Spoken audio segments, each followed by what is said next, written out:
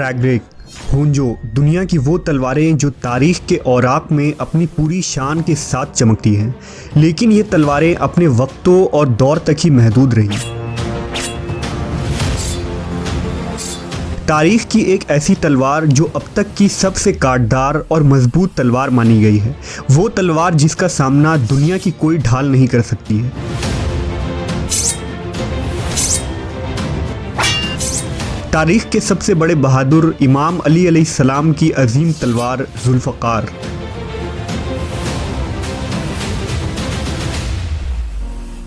अल्लाह ने सूरह हदीद में फरमाया, हमने ही लोहे को नाजिल किया जिसके ज़रिया से सख्त लड़ाई और लोगों के बहुत से नफ़ा की बातें हैं, ताकि खुदा देख ले कि खुदा और उसके रसूलों की मदद कौन करता है। मुफस्सरीन के नज़दीक इस आयत में हदीद यानी लोहे से मुराद तलवार है, और बाज़ ने लिखा कि यहाँ खुसूसन हज़रत अली अलैहिस्सलाम की तलवार जुल्फ़कार की तरफ इशारा किया गया है, जिसके ज़रिया आप नबी सल्लल्लाहु अलैहि वसल्लम के मददगार बने और दुश्मनान इस्लाम से क़िताल किया था। ये वो गैर मामूली और अजीम क़ुव्वत वाली तलवार थी जिससे मौला अली अलैहिस्सलाम ने खंदक व खैबर के मैदान को हिला कर रख दिया था। इस तलवार से आपने अरबों के कद आवर बुत यगूस को तोड़ा और जंग बैरुल अलम में जिन्नातों के लश्कर को शिकस्त दी। तारीख़ में हज़रत अली से बड़ा कोई बहादुर पैदा नहीं हुआ, और जितनी शोहरत जुल्फ़कार तलवार को मिली शायद ही किसी तलवार को मिली है। दरअसल इस तलवार के पश्त पर इंसानी रीढ़ की हड्डी की तरह बुलंद खार थे जो दो धारों में बटी हुई थी, इसलिए इस तलवार का नाम जुल्फ़कार पड़ा। हज़रत अली ने बड़े बड़े जंगों में जुल्फ़कार के ज़रिया शिकस्त को फ़तह में बदल दिया। सैकड़ों तलवारें जुल्फ़कार के नीचे आकर टूट जाती थीं।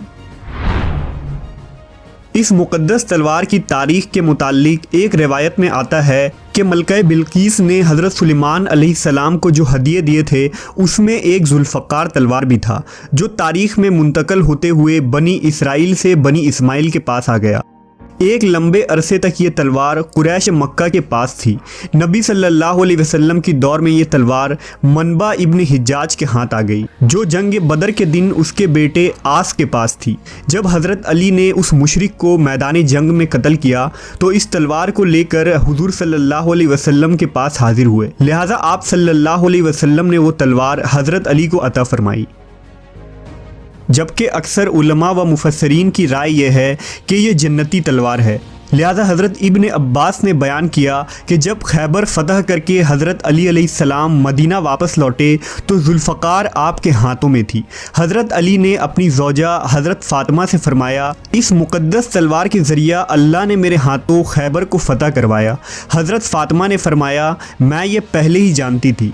इस पर हज़रत अली को बहुत ताज्जुब हुआ, लिहाजा बीबी फ़ातिमा अलैहिस्सलाम ने फरमाया, जब मेरे बाबा मोहम्मद सल्लल्लाहु अलैहि वसल्लम मिराज की रात आसमान पर तशरीफ़ ले गए थे, उस सफ़र के दौरान जिब्रील अमीन आपको जन्नत में ले गए। आप एक फल के दरख्त के नीचे तशरीफ़ ले गए जिसके फल सुर्ख रंग के थे।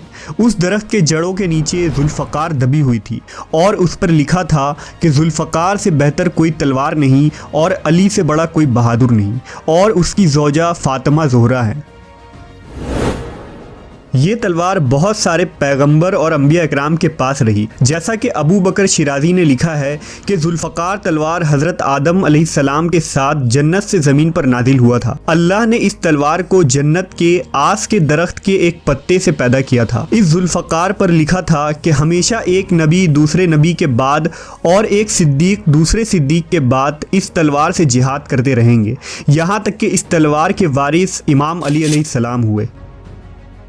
फ़तह खैबर के वाक़या में जुल्फ़कार तलवार के मुतालिक बहुत सारे रिवायत मिलते हैं। लिहाजा इमाम अहमद इब्न हम्बल ने अपनी किताब फ़ज़ाइल में ज़िक्र किया है कि सहाबा ने खैबर के रोज़ आसमान से एक तकबीर की आवाज़ सुनी थी। कहने वाला कह रहा था, ला सैफ़ा इल्ला जुल्फ़कार व ला फ़तह इल्ला अली, यानी जुल्फ़कार के सिवा कोई तलवार नहीं है और अली के सिवा कोई बहादुर नहीं है। इस तलवार की काट और मजबूती गैर मामूली थी। इसके मुतालिक हाफिज़ रजब अल बरसी लिखते हैं कि जब खैबर के दिन हज़रत अली अलैहिस्सलाम का सामना मरहब पहलवान से हुआ तो हज़रत अली ने मरहब पर जुल्फ़कार का वार किया, जिससे उसकी खोपड़ी के 2 टुकड़े हो गए और वो तड़पता हुआ ज़मीन पर गिर पड़ा। उस वक्त हज़रत जिब्रील अलैहिस्सलाम नाजिल हुए और रसूलुल्लाह सल्लल्लाहु अलैहि वसल्लम से फरमाया कि मैं आज बहुत ताज्जुब और हैरत में हूँ। नबी सल्लल्लाहु अलैहि वसल्लम ने पूछा, आपको किस बात से इतना ताज्जुब हो रहा है? जिब्रील अमीन ने जवाब दिया कि जब अल्लाह ने कौम लूत पर अजाब नाजिल किया था तो मैं उस बदकार कौम के 7 शहरों को ज़मीन से काट कर अपने परों पर उठा लिया था और मैंने उन्हें इतना बुलंद किया था कि उनके रोने की सदाएं अर्श तक पहुंची थी। मैंने सुबह होने तक उन्हें अपने परों पर उठाए रखा था और अल्लाह के फरमान का इंतज़ार करता रहा। मुझे उनका बोझ ज़र्रा बराबर भी महसूस न हुआ। और आज जब अली ने अपनी हाशमी बाजुओं से तलवार चलाई तो खुदा ने मुझे हुक्म दिया कि अली की तलवार को पकड़ लो ताकि उसकी तलवार ज़मीन चीर कर उसके सोर तक ना पहुंच जाए, जिसने ज़मीन के बोझ को उठा रखा है, ताकि ज़मीन फटने से महफूज रह सके। लिहाजा मैंने अल्लाह के हुक्म से अली के तलवार के कोने को पकड़ा तो इसका वज़न मुझे कौम लूत के शहरों से भी ज़्यादा महसूस हुआ। हज़रत अली अलैहिस्सलाम की शहादत के बाद ये तलवार आपके फ़र्जिंद इमाम हुसैन अलैहिस्सलाम के पास रही। मैदान करबला में भी इमाम हुसैन जुल्फ़कार से ही यजीदियों को जहन्नम वासिल कर रहे थे। आपकी शहादत के बाद ये तलवार आपके फ़र्जिंद इमाम ज़ैनुल आबिदीन के पास आई। इस तरह आपकी औलादों में ये तलवार मुंतकिल होती रही।